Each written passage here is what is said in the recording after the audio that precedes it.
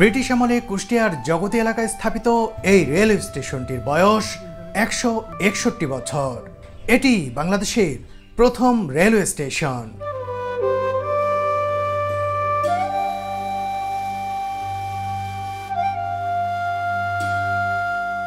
অযত্নে অবহেলায় একসময়ের ঝাঁ চকচকে রেলওয়ে স্টেশনটি আজ যেন ধ্বংসস্তূপ।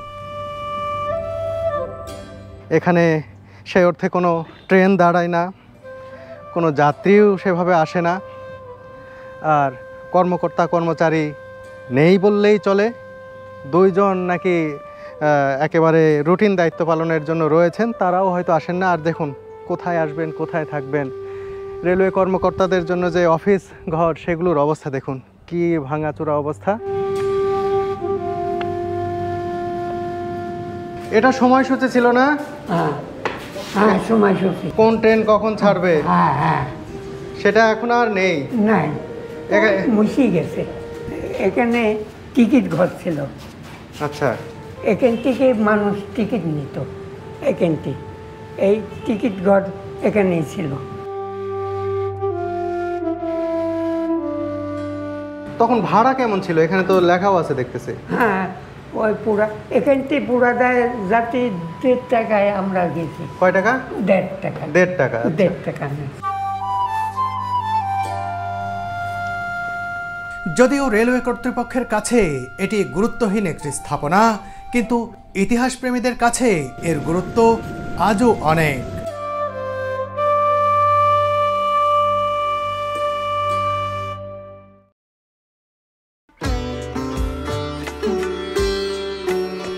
কুষ্টিয়া শহরের চৌরাহাট মোড় গাড়ি চলাচলে এমনই ব্যস্ত থাকে দিনভর।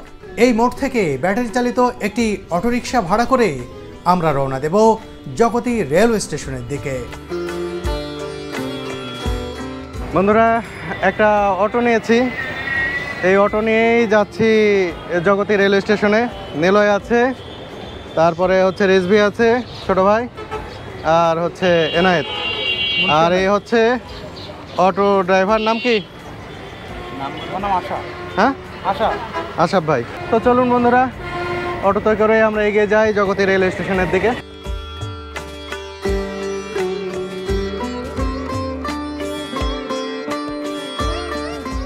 জগতী রেল গেটে আমরা নামলাম। এই যে আমাদের অটো থেকে আমরা সবাই নেমে গেছি। আর রেল গেট থেকে অল্প একটু পায়ে হাঁটার দূরত্ব সেই জগতী রেলওয়ে স্টেশন। ওই যে জগতী রেলওয়ে স্টেশন। আমরা রেল স্টেশনে যাব, তার আগে একটু নাস্তা করতে চাই।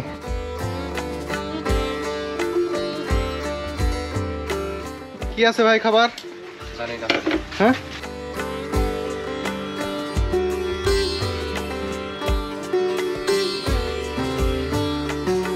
দেখতে পাচ্ছি যে সিঙ্গারা, পেঁয়াজু এবং পুরি রয়েছে, কিন্তু দোকানেই নাই। দোকানে এসেছেন? কে দোকানে? কই দোকানি? এই দোকান রেখে অন্য দোকানে চা খেতে গেছে। এই যে ভাই এই এলাকার ইচ্ছা মতো খাচ্ছেন, দাম দিবেন তো? অবশ্যই ভাই, দাম। কিন্তু দোকানেই তো নাই। দোকানে অন্য দোকানে নাস্তা করতে গেছে, তার মানে কি এই দোকানের খাবার কি ভালো না নাকি? বাসায় গেছে মনে হয়। দোকানদার নাই, যে যার মতো খাই নিচ্ছে। তো সবচেয়ে মজা লাগছে দেখুন, এই যে যার মতো নিচ্ছেন, দোকান রয়ে গেছে সৌদির মতো স্টাইল। হ্যাঁ, সৌদির স্টাইল। যে যার মতো নেবেন, খাবেন, টাকা দিবেন। ও, এই যে আপনাদেরও তো দিয়ে চলে যাবেন, টাকা কার কাছে দেবেন? ও, দোকানদার আসলেই যাবেন। এখানে লোকজন আসছেন, খাচ্ছেন, চলে যাচ্ছেন, দোকানে নেই। এই যে না এত খাওয়া শুরু করছে। ও বাহ, নিলয়ও শুরু করছে। পেঁয়াজুটা কেমন দেখি, দোকানে নাই, নিয়ে খাচ্ছি, আসলে দাম দেব। পেঁয়াজু তো কি পাতা দেওয়া আছে? এনায়েত, শাক দেওয়া আছে না? ভালো লাগছে।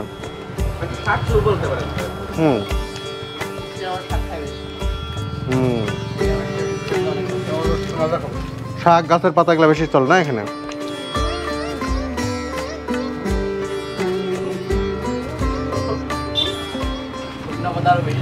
হ্যাঁ, শুকনা পাতা আরো বেশি। গাছের পাতা, তাই নিয়ে এত কথা। ওই যে রেলগেট, রেলগেটের পাশেই এই খাবারের হোটেল। ওই পাশে একটা হোটেল আছে, এই পাশে একটা। ওই পাশেটাতে গিয়ে তেমন কিছু পেলাম না, তাই এটাতে খাচ্ছি। এই যে বন্ধুরা, অবশেষে দোকানদার চলে আসছেন। কই দোকান ফেলে চলে যান, মানুষজন এসে খাচ্ছে খালি। না দোকানে সদাই করতে গেছে না। তো সবাই খাচ্ছে, বিল দেয় তো? হ্যাঁ নেমে, মানুষের সততা আছে না। তাই না? আমি নিম্ন আইন লোক, ওখানে অনেক ভাজা বুড়া আছে, নেই খাবেন টাকা নেবেন, দোকানদার নাই। কেউ ঠকায় না, তাই না? না। বন্ধুরা, এই যে একটু ডাল নিয়েছি, আর এখান থেকে হচ্ছে একটা পুরি নিলাম। কই পেঁয়াজ থাক, সমস্যা নেই। দারুণ। এনায়েত, তোমার দুর্ভাগ্য যে ডালটা খাইতে পারলে না, খুব মজা।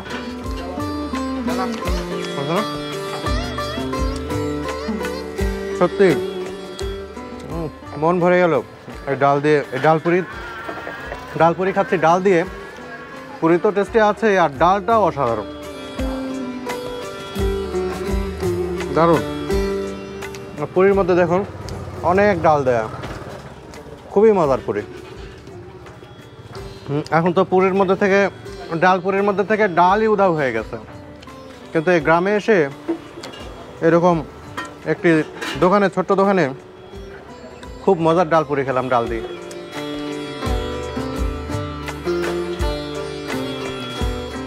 হোটেল তো দারুণ, যে যার মতন খাচ্ছে, খাওয়া শেষে বিল দিয়ে যাচ্ছে। দোকানদারেরই খুঁজে পাওয়া যায় না, বিশেষ করে দোকানের আন্তরিকতা অসাধারণ। সে আমরা পেঁয়াজ লাগবে বলে আবার পেঁয়াজ কিনে নিয়ে আসলো, কেটে দিল, সততা আছে তার মধ্যে। এবং এখানকার লোকজনের মধ্যে ওই যে ইয়াং ছেলে পেলে খেয়ে গেল এবং সবাই হিসাব করে কয় টাকা দিয়ে গেল, এটা তো বিশাল ব্যাপার। অন্যান্য এলাকায় দেখা যাচ্ছে অনেক ইয়াং ছেলে মানে খুব দুষ্ট প্রকৃতির হয়, এই সততা তাদের মধ্যে থাকেই না, কিন্তু এখানে সব মিলে ভালোই লাগলো। নাস্তা সেরে রেলগেটে আসতেই দেখলাম একটি ট্রেন দাঁড়িয়ে আছে প্ল্যাটফর্মে। কি সৌভাগ্য আমার, সারাদিনে খুলনাগামী এই একটি ট্রেনই থামে এখানে, আর সেটিই দেখতে পেলাম আমি। রেলওয়ে স্টেশনে ট্রেন থামবে, এটাই স্বাভাবিক বিষয়, কিন্তু দেশের প্রথম রেলওয়ে স্টেশন জগতের ক্ষেত্রে বিষয়টি কিছুটা অস্বাভাবিকই বটে। এখন দিনে এখানে একটি ট্রেন থামে, কদিন বাদে হয়তো সেটিও থামবে না।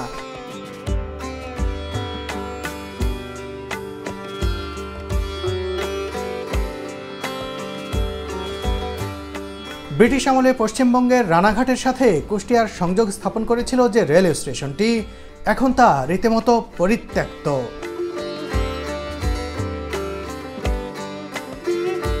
ইতিহাস বলছে 19 শতকের মাঝামাঝি সময় থেকে ইংল্যান্ডের বিভিন্ন রেল কোম্পানি ভারতবর্ষের বিভিন্ন এলাকায় ছোট ছোট রেলপথ চালু করতে থাকে। প্রথম দিকে শুধু অর্থনৈতিক কাজের জন্য রেলপথ চালু করা হয়। ইস্টার্ন বেঙ্গল রেলওয়ে কোম্পানি সর্বপ্রথম এ অঞ্চলে রেলপথ স্থাপন শুরু করে।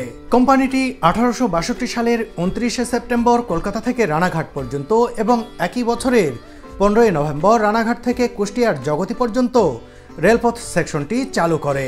সেই সময়ে এই রেলপথটি যোগাযোগে নতুন দিগন্তের সূচনা করেছিল।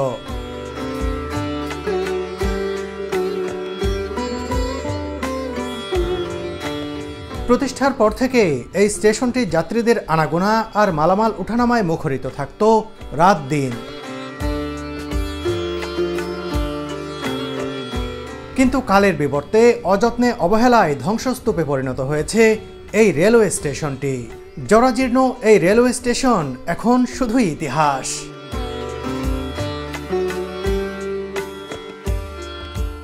ঊননব্বই বছর বয়সী জিয়াউদ্দিন আহমেদ এই এলাকারই বাসিন্দা।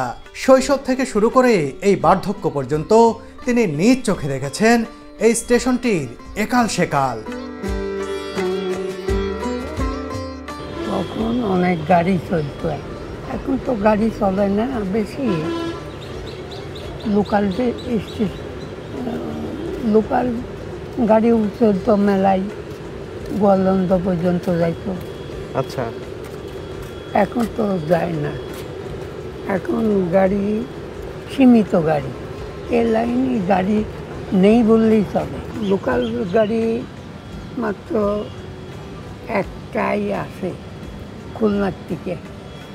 এই যে কিছুক্ষণ আগে যেটা গেল সেটা হয়, আর থামবে না কোনো গাড়ি? না, আর কোনো গাড়ি থামবে না, ওইটাই থামে। আপনার বয়স কত হলো? আমার বয়স চলছে 89। প্রায় 100 বছর, হ্যাঁ, হয়নি, কাছাকাছি আর কি। 89। 89 বছর বয়স আপনার। আপনি ছোটবেলায় এই রেল স্টেশনকে কেমন দেখেছিলেন? তখন এখানে অনেক স্টাফ থাকতো, অনেক স্টাফ থাকতো, আর গাড়িও চলত অনেক দূরই, মানে কয়লার ইঞ্জিন ছিল তখন, কয়লার ইঞ্জিন বেশি চলত। এখন তো কয়লার ইঞ্জিন চলে না, হুম হুম। তেলের গাড়ি চলে।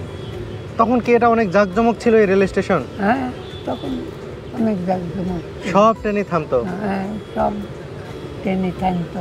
একটা লোক বাইরে যাবে কিন্তু এখানে দাঁড়ায় না গাড়ি, ওই জন্য যেতে পারে না। অনেকেই দেখি ঢাকায় যাবে,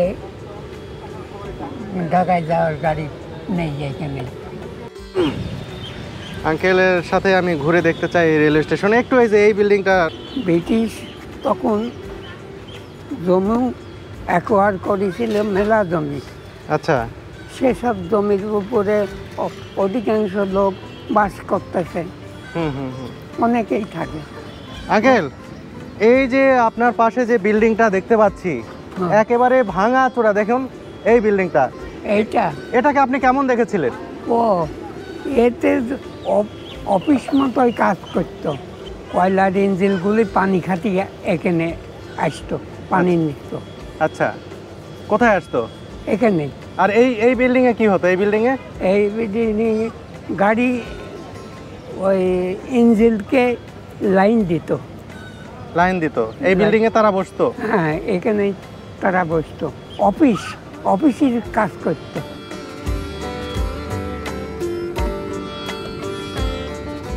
আঙ্কেল, আপনি আসলে কি পেশা কি ছিল আপনার? আমি ব্যবসা করতাম চাউলের। চাউলের ব্যবসা করতেন? হ্যাঁ, ওই দিনাজপুরের ওই দিকতে চাউল কিনে বুক করিয়ে আনতাম। পানি নিত? পানি কোন জায়গা থেকে নিত? পানি নিত ওই একটা পড়িয়ে গেছে পুকুরের মধ্যে, আর একটা আছে ওই দিকে জলঘর?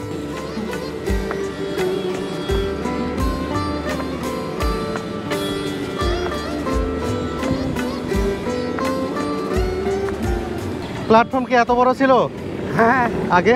আগে এইরকমই ছিল, বড়ই ছিল। বড় ছিল।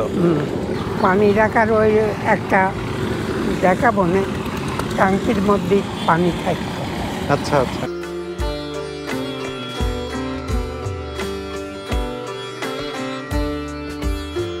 দেখতে পাচ্ছেন একেবারে জীবনের শেষ প্রান্তে পৌঁছে যাওয়া একজন ব্যবসায়ী ছিলেন, তার নাম জিয়াউদ্দিন আহমেদ। তিনি আমাকে এই রেল স্টেশনটি ঘুরে দেখাচ্ছেন, বলছেন। তার আন্তরিকতায় আমি মুগ্ধই হলাম। এই বয়সে এত কষ্ট করে ঘুরে ঘুরে আমাকে সেগুলো দেখাচ্ছেন এবং স্মৃতিচারণ করছেন। এই জগতী রেল স্টেশন যেমন বার্ধক্যে উপনীত হয়েছে, সাথে সাথে তিনিও বার্ধক্যে উপনীত হয়েছেন। প্রায় শতবর্ষী, 100 বছর ধরে এই রেল স্টেশন দেখছেন। সে কারণেই তার অভিজ্ঞতা আমি জেনে নিচ্ছি, আপনাদেরকে জানাচ্ছি।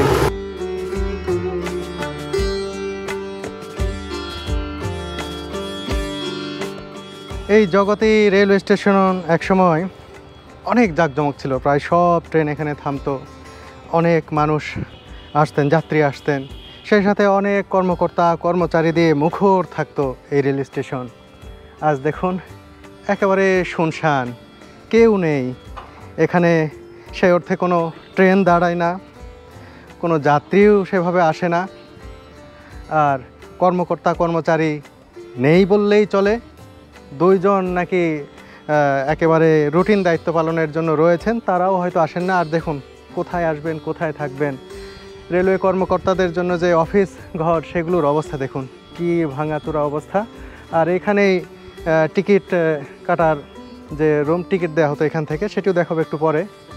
আর এই 4-5টা আগে দেখাচ্ছি, দেখুন যে কি শুনশান অবস্থা, কেউ নেই। ঢাকার মধ্যে ওই বললাম 2 জন গেটম্যান থাকে। তাহলে টিকিট কিভাবে নেয় এখানে? না, এখানে তো টিকিট দেয় না, নেয় না।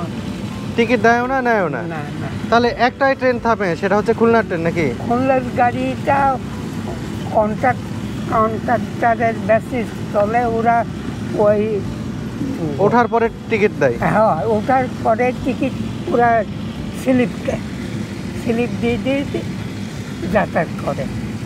টিকিট বলতে কিছু নেই। ও, এই একটা চোখের সামনে দেখছিলেন যে জাঁকজমক একটা রেল স্টেশনের, হ্যাঁ সেই স্টেশন চোখের সামনে এইরকম জরাজীর্ণ হয়ে গেল। হ্যাঁ, বিলীন হয়ে গেল। কষ্ট লাগে? কষ্ট তো লাগে মনে। কেন? অনেক স্টাফ থাকতো, তাদের সাথে আমার জানাশোনাও ছিল, এখন তো আর কেউ থাকে না। মানুষও তো আসে না, আগে তো অনেক মানুষও থাকতো এখানে, হ্যাঁ, অনেক মানুষ, যাত্রী আসতো। যাত্রীরা আসতো। এখানকার স্টাফদের সাথে খাতির ছিল আপনার? হ্যাঁ, খাতির ছিল। তারা এখন অনেকে রিটায়ার্ড হয়ে গেছে, অনেকে মারাও গেছে। মারাও গেছে অনেকে।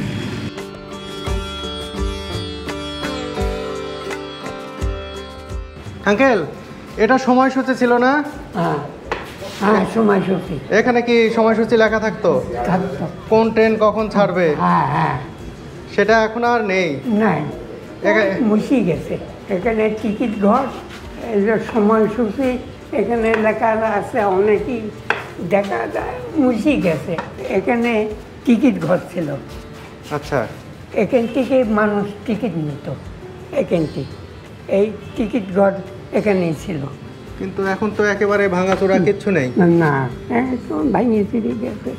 টিকিট মাস্টার কি এখানে বসতেন, যিনি টিকিট দিতেন? ওই টিকিট যে দিত, সেই বসতো, টিকিট নিত, টাকা পয়সা নিত। আপনি টিকিট কিনেছেন এখান থেকে হ্যাঁ, কতবার? অনেক দিন আগের কথা। তখন ভাড়া কেমন ছিল? এখানে তো লেখাও আছে দেখতেছি। হ্যাঁ, ওই পুরা এখান থেকে পুরাটায় যাতে 1.5 টাকায় আমরা গেছি। কয় টাকা? 1.5 টাকা। 1.5 টাকা। 1.5 টাকা নেই। আচ্ছা, আর অনেক জায়গায় তো যেত, এই যে আমরা দেখতে পাচ্ছি আজমনগর, আজিমনগর, আজিমনগর।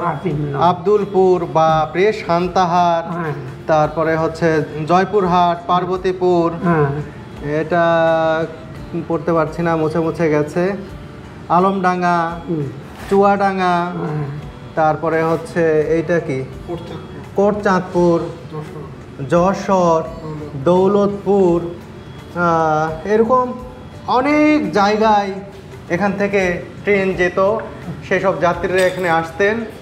এখন দেখুন এই সময়সূচিটা শুধু স্মৃতি হয়েই রয়ে গেছে, এটি আর কার্যকর নেই, কারণ এখানে মাত্র একটি ট্রেন থামে খুলনার, আর কোনো ট্রেন থামে না। আর ভাড়ার লিস্টগুলো দেখুন, যেখানে 5 টাকা, 4 টাকা, 5 টাকাই বেশি, অধিকাংশই 5 টাকা। এই যে এখানে 3 টাকা দেখতে পাচ্ছি, 6 টাকা দেখতে পাচ্ছি। এখান থেকে যদি কালুর কি, এটা কালু বোঝা যাচ্ছে না, কালুখালি গেলে 6 টাকা ভাড়া, মানে ভাড়াটাও অনেক কম ছিল, হ্যাঁ, তাই না? হ্যাঁ, খুব কম। বললাম যে 1.5 টাকায় পুরাটায় যেতাম, পুরাটার থেকে আর এক ট্রেন ধরতাম।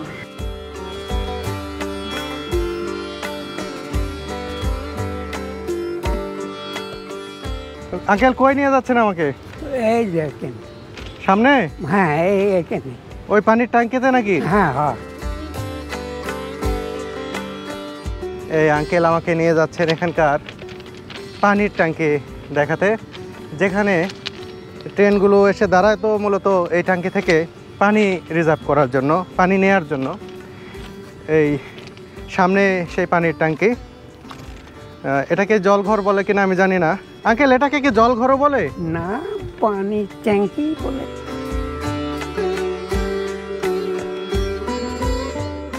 বাংলায় এটাকে জলঘর হিসাবেও পরিচিত, অনেকে জলঘর বলে। অনেক পুরাতন সেই ট্রেনগুলো কলকাতা থেকে আসতো। আঙ্কেল, কলকাতা থেকে তো ট্রেন চলে আসতো না এখানে? হ্যাঁ, কলকাতার থেকেই আসতো সব গাড়ি। এসে এখানে পানি নিত? পানি নিয়ে চলে যেত।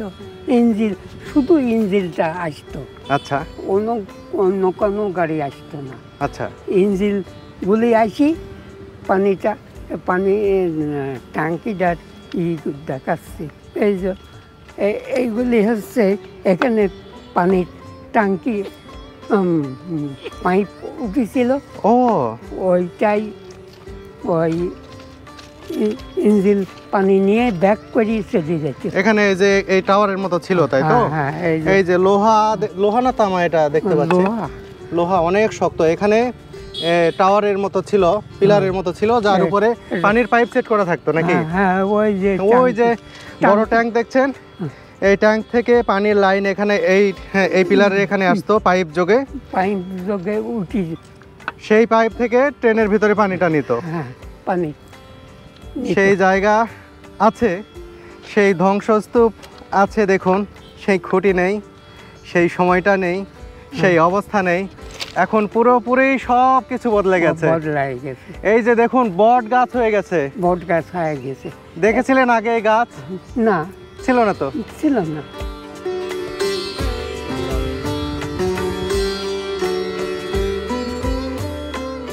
বন্ধুরা, এই যে পানির ট্যাঙ্ক বা জলঘরের এই দিক দিয়ে একটি মুখ রয়েছে যেটি দিয়ে ভিতরে ঢোকা যায়, আর একটি মই রয়েছে লোহার। দেখুন ওই যে মইয়ের যে ধাপগুলো সেইগুলো খুলে নিয়ে যাওয়া হয়েছে বা ভেঙে পড়ে গেছে, এরকম হবে এখন। আর ওই মই দিয়ে উপরে ওঠার কোনো সুযোগ নেই। ওই যে মইটা দেখতে পাচ্ছেন, দেখুন যে স্টেপগুলো সেগুলো কিন্তু আর নেই। আর এই দিক দিয়ে এই যে ভিতরে আমরা ঢুকছি, ও যে বট গাছ দেখলাম উপরে, সেটির গোড়া এখান থেকে সে শক্তি পাচ্ছে। দেখুন কিভাবে এখানে নেমে এসেছে পাইপের সাথে সাথে। এখানে কোনো পাইপ আছে কি না?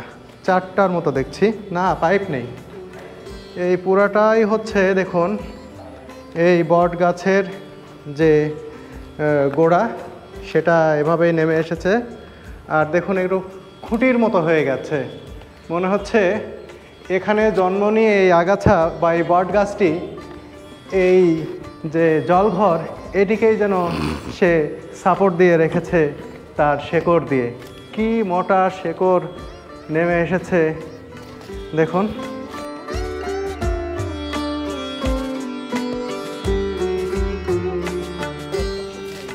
এবার আপনাদেরকে এই মইটি দেখাই, খুব মজবুত। দেখুন মনে হচ্ছে ওই যে রেলের যে পাতগুলো রয়েছে সেগুলো দিয়ে বানানো, অনেক হেভি ছিল।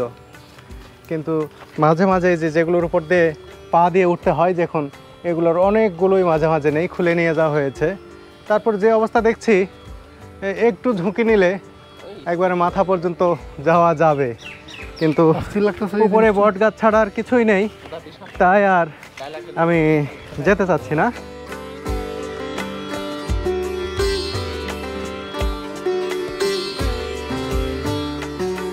এই রেল স্টেশনের যেদিকেই যাবেন দেখবেন যে এরকম ধ্বংসস্তূপ, এই যে রেলের এইগুলো অনেক কিছু চারিদিকে ছড়িয়ে ছিটিয়ে অযত্ন অবহেলায় পড়ে রয়েছে। আর বিল্ডিং নিজেই তো ধসে ধসে পড়ছে, দেখিয়েছি। আর এই ঘরগুলোর অবস্থা আপনাদেরকে দেখাই, যে এক সময় কত কর্মব্যস্ত ছিল এই কক্ষগুলো, সেই কক্ষগুলোতে এখন এই রকমই শুনশান অবস্থা, কেউ নেই একেবারে। ওই যে বুকিং অফিস লেখা রয়েছে, আর দেখুন মেঝের কি অবস্থা। সত্যিকার অর্থে এখানে কিন্তু একেবারে ভুতুরে অবস্থা বললে যা বোঝায়। আর দেখুন কিভাবে ধসে পড়ছে, খুব ভালোভাবে এখান থেকে বুঝতে পারবেন যে এর ভগ্নদশা কোন পর্যায়ে পৌঁছেছে।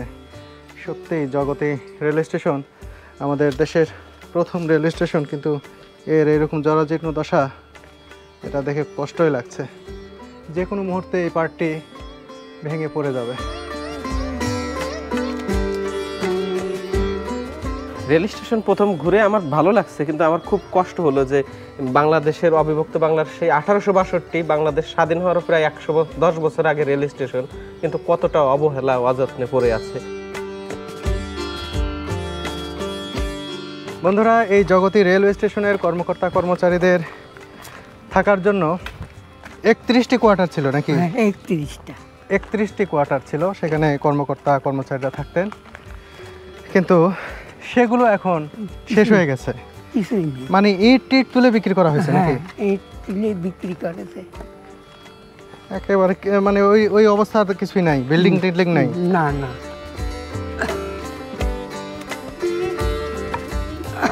আঙ্কেল আপনার ডাক নাম কি?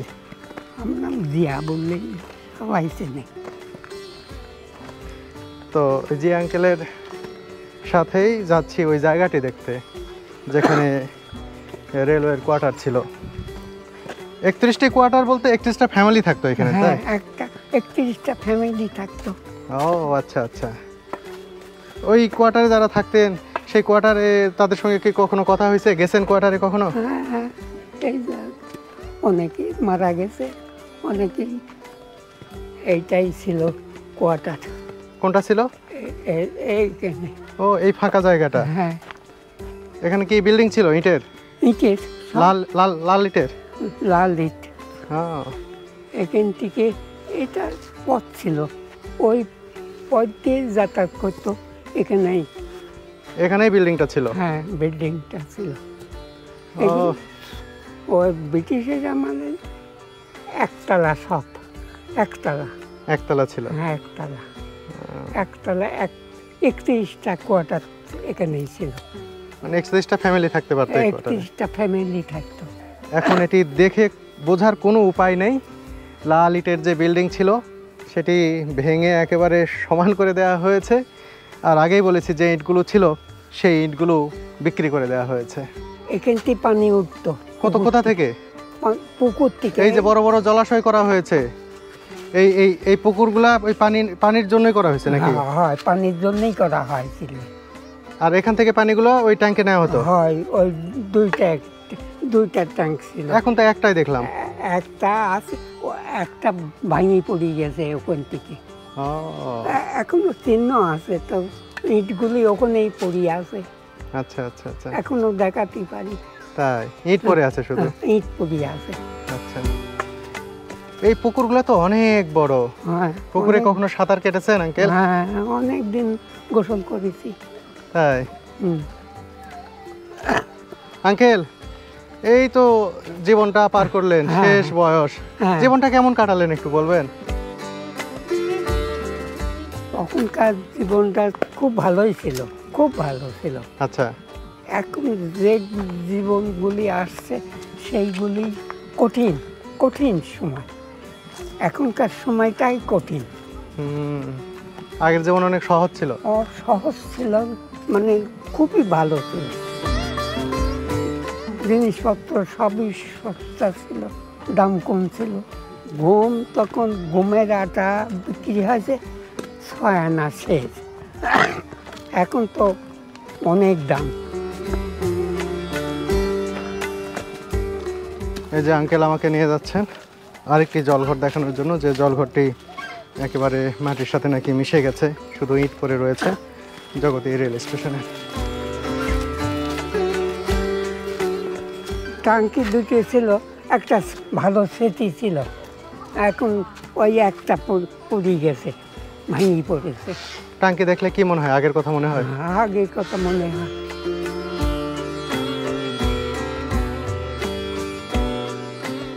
এই জায়গায় ছিল। এই জায়গায় ছিল? হ্যাঁ, টাঙ্কিটা। কিন্তু বোঝার তো কোনো উপায় নাই। না, ওই ওই যে ইট মিট, ওই যে দেখা যাচ্ছে ইট মিট। ও তাই তো, এই যে দেখুন ওই যে ধ্বংসস্তূপ দেখা যাচ্ছে। এটা তো আগে তো পুকুরের ভিতর ছিল না নাকি? না না, ওই এমনি রাস্তা, বড় রাস্তাও ছিল চওড়া। আচ্ছা, এই যে এই ইটগুলো তো ট্যাঙ্কির ইট? হ্যাঁ, ট্যাঙ্কি তো। ওই ট্যাঙ্কিটা বেশি পড়ে গেছে। এটা কি ঝড়ে পড়ছে নাকি ভূমিকম্পে? না, ওই এতে বৃষ্টিতে হয়। হ্যাঁ হ্যাঁ, বৃষ্টিতে পড়েছে। বৃষ্টিতে পড়ে গেছে? হ্যাঁ, তো লাগাতার বৃষ্টি হয়েছিল নাকি টানা বৃষ্টি হয়েছিল? টানা বৃষ্টি হয়েছিল। আচ্ছা, ও বৃষ্টির দিন পড়ে গেল। আমরা নামাজ পড়তে আসি, দেখলাম যে পড়ে গেল বৃষ্টিতে। জিয়াউদ্দিন আঙ্কেলের সাথে দেখা না হলে এই স্টেশন সম্পর্কে এত কিছু এত নিবিড়ভাবে জানা সম্ভব ছিল না আমার পক্ষে। তার আন্তরিকতা আমাকে অভিভূত করেছে। ফলমূল কেনার জন্য কিছু টাকা জোর করে তার হাতে ধরিয়ে দিতে পেরে শান্তি পেলাম।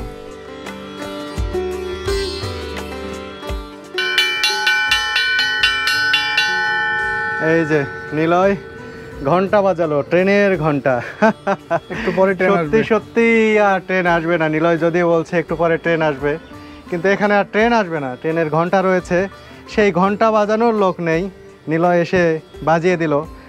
অনেক দিন পর হয়তো এই রেল স্টেশন এই ঘন্টার ধ্বনি শুনতে পেল নিলয়ের মাধ্যমে। জানি না একটি ট্রেন এখানে প্রবেশ করে খুলনাগামী, সেই সময় এখানে ঘন্টা বাজানো হয় কিনা। যদি না হয়ে থাকে তাহলে নাই তোমার কাছ ঘন্টা থেকে এই বাজানোর ঘন্টা কে বাজাবে ঘন্টা? ঘন্টা বাজানোর তো লোকই নাই। কে বাজাবে ঘন্টা? কেমন লাগলো বলো তুমি এই রেল স্টেশনে আসলে? এই দেশের প্রথম রেল স্টেশন জগতে। মানে কি বলবো, মানে ভৌগোলিক সীমারেখার মধ্যে মানে একদম স্বাধীন বাংলাদেশের এটাই একমাত্র প্রথম রেল স্টেশন, যেটা কলকাতা শিয়ালদা স্টেশন থেকে আসে। তো সেখানে আসার অনুভূতিটা আসলে মানে একেবারে দুর্দান্ত।